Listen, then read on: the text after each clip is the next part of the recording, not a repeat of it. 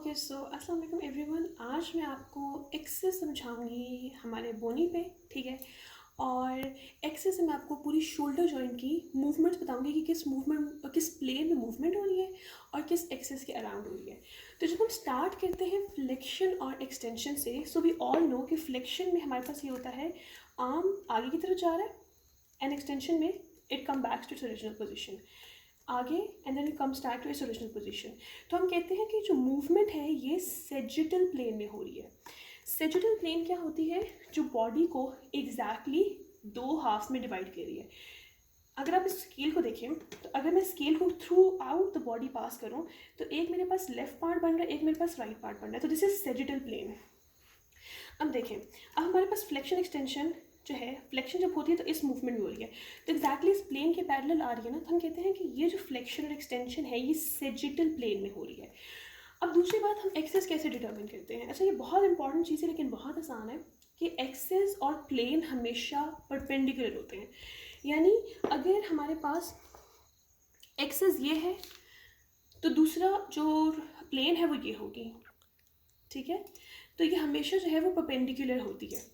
अब देखो कि हमारे पास कॉर्डिनल प्लेन क्या होती है। कॉर्डिनल प्लेन, अगर मैं स्केल को वापस यहाँ पे रखूँ तो कॉर्डिनल प्लेन होती है जो बॉडी को एग्जैक्टली इंटीरियर और पोस्टीरियर पार्ट में डिवाइड करती है। तो अब देखो कि हमने कहा मूवमेंट कहाँ हो रही थी? सेजिटल प्लेन में। ये सेजिटल प्लेन थी, मूवमेंट सेजिटल प्लेन में होती, फ्लेक्शन एंड एक्सटेंशन। लेकिन इसका एक्सेस क्योंकि परपेंडिकुलर होता है मूवमेंट के, तो एक्सेस इसका कॉर्डिनल एक्सेस, आप उसको कह सकते हो कि ट्रांसवर्स एक्सेस है, ठीक है।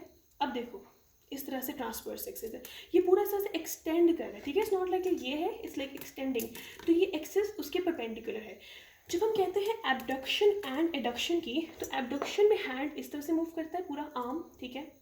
ये एबडक्शन है और एडक्शन ये है। एबडक्शन एडक्शन ये है। अब अगर मैं वापस देखूं तो आप मुझे खुद बताएं कि कहाँ पे हो रही है एबडक्शन एडक्शन। ये कॉर्डिनल प्लेन है, ठीक है, जो बॉडी को इंटीरियर पोस्टीरियर पार्ट में डिवाइड कर रहा है। तो हमने कहा एबडक्शन और एडक्शन जो है, एबडक्शन एडक्शन, ये कॉर्डिनल प्लेन्स में हो रही है। तो अगर ये कॉर्डिनल प्लेन्स में हो रही है तो इसका मतलब ये है कि इसका एक्सेस क्या होगा? इसका एक्सेस सेजिटल होगा, ठीक है। इसका एक्सेस ये वाला होगा, सेजिटल एक्सेस। क्योंकि हमने अभी बताया है कि जैसे हमारे पास जो प्लेन है वो एक्सेस है वो परपेंडिकुलर होते हैं। तो अगर कॉर्डिनल प्लेन है तो एक्सेस सेजिटल हो जाएगा, प्लेन सेजिटल है तो एक्सेस कॉर्डिनल हो जाएगा। कॉर्डिनल एक्सेस को आप ये भी कह सकते हो कि जो कॉर्डिनल प्लेन है वो ट्रांसवर्स भी इसको कह सकते हो, ठीक है। दूसरी बात आपको पता होनी चाहिए कि मीडियल रोटेशन और लेटरल रोटेशन क्या होती है, ठीक है। इसमें ऐसा एक्सेस का कोई रोल नहीं है। तो मीडियल रोटेशन होती है कि आर्म जो है इस तरह से इस तरह मूव करता है, ठीक है। ये फोर आर्म है, ये इस तरह से मूव कर रहा है, this is medial rotation.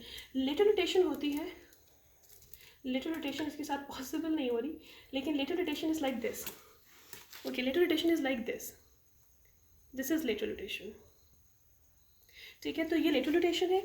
And जब हम बात करते हैं सर्कमडक्शन की, सर्कमडक्शन में होता यह है कि आर्म इस तरह से मूव करता है, इस तरह से। तो एक आप देख सकते हो कि एक कोन बन रही है, इसका एपेक्स तो फिक्स है और कोन इज लाइक दिस, इस तरह से पार्ट बना रहा है, ठीक है। तो सर्कमडक्शन में हमारे पास इस तरह से देखो, फ्लेक्शन हुई, एबडक्शन हुई, वापस आया, एडक्शन हुई, एक्सटेंशन हुई। तो एक तरह से सारी मूवमेंट्स इन्वॉल्व हो रही हैं। So this is circumduction. और ये चार मूवमेंट ही हैं जो हमारे पास इस शोल्डर जॉइंट के साथ एसोसिएटेड है। Thank you.